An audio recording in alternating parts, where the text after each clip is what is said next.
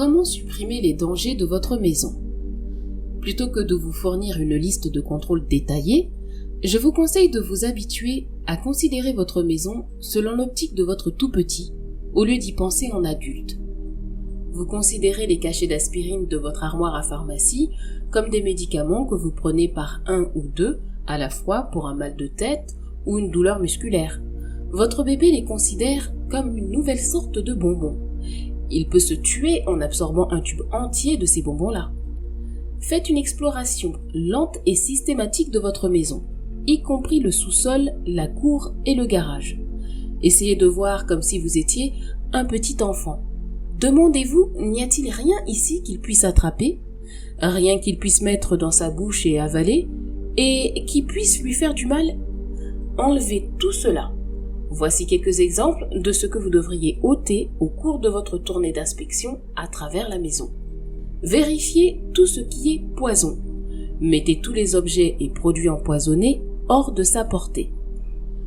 Examinez ce qui se trouve sous l'évier de la cuisine, sur une étagère basse de la buanderie, sur une planche ou sur le sol du garage.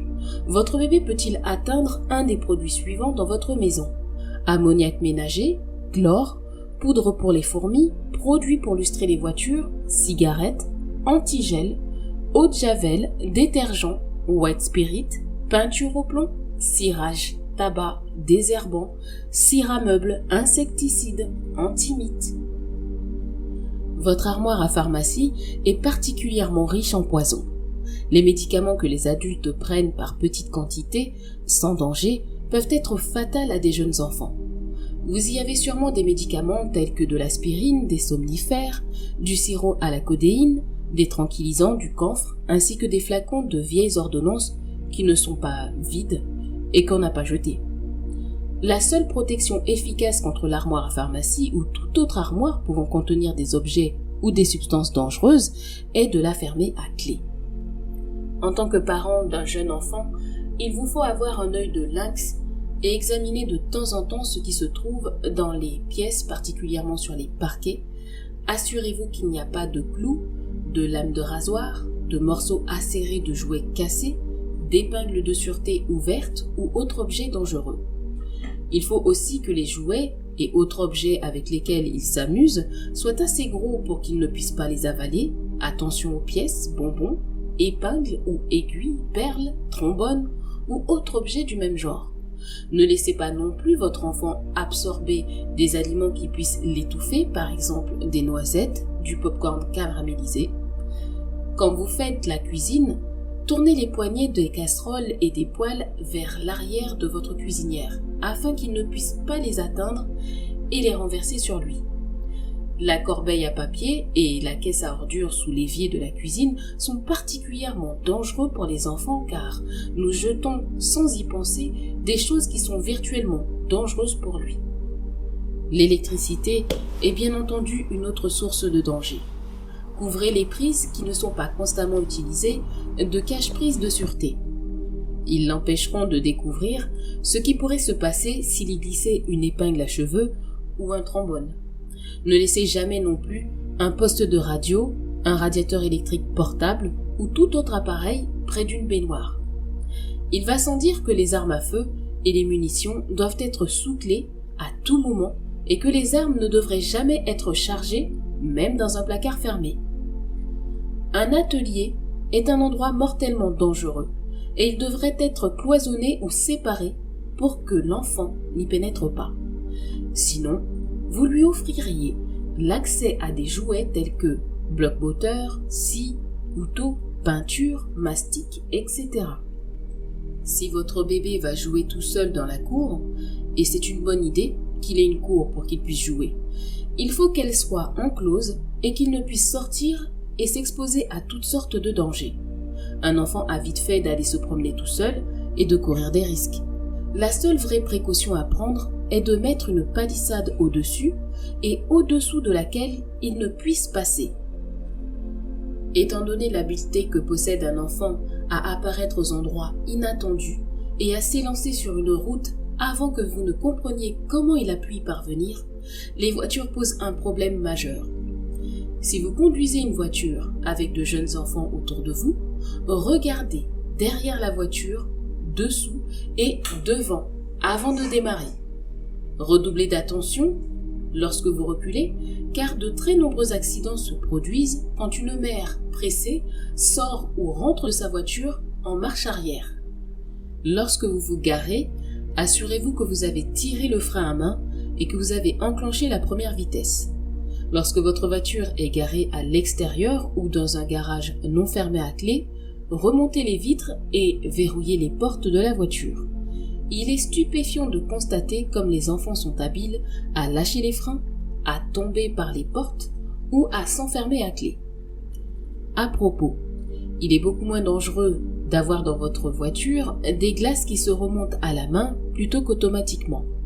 Et ne laissez jamais au grand jamais un bébé ou un jeune enfant dans une voiture tandis que vous courez faire un achat dans un magasin, pour 1 minute seulement. Emmenez toujours l'enfant avec vous. Une des initiatives les plus utiles que vous puissiez prendre est de prévoir, avec votre mari, une urgence éventuelle. Le fait est que les situations d'urgence se présentent toujours quand vous ne vous y attendez pas. La plupart d'entre nous n'ont jamais prévu ce qu'il faudrait faire en cas d'urgence. Par exemple, est-ce que vous téléphoneriez à votre médecin ou est-ce que vous vous précipiteriez au service des urgences de l'hôpital le plus proche?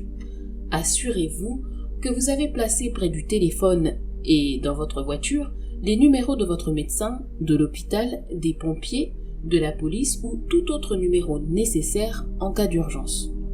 Tous les membres de votre famille devraient savoir ce qu'il faut faire. Il n'est pas besoin de rendre cette situation inquiétante pour vos enfants plus âgés. Traitez cela avec un réalisme comme un exercice d'incendie à l'école.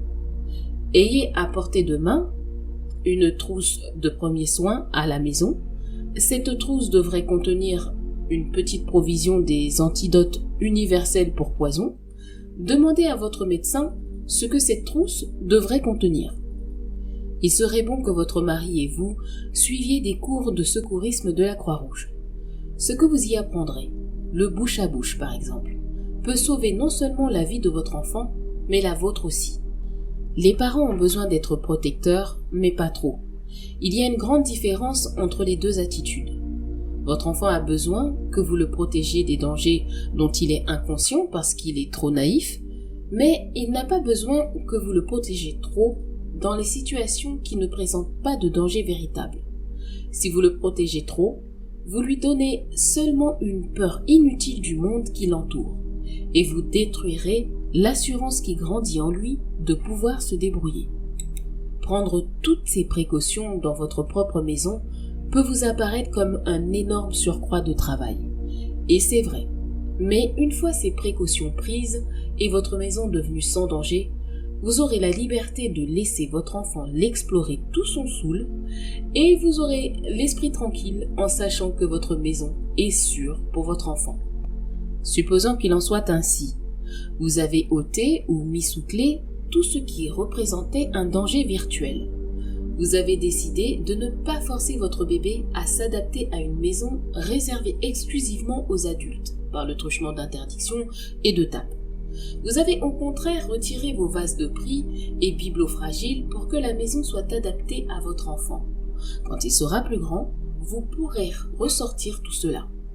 Une fois ces objets, incompatibles avec les premiers pas, cachés, votre maison sera un monde psychologiquement sain pour que votre enfant y vive et y apprenne à forger sa confiance en lui-même. Il faut maintenant faire un pas supplémentaire et apporter dans votre maison de nouveaux objets, des jouets qui stimulent son développement.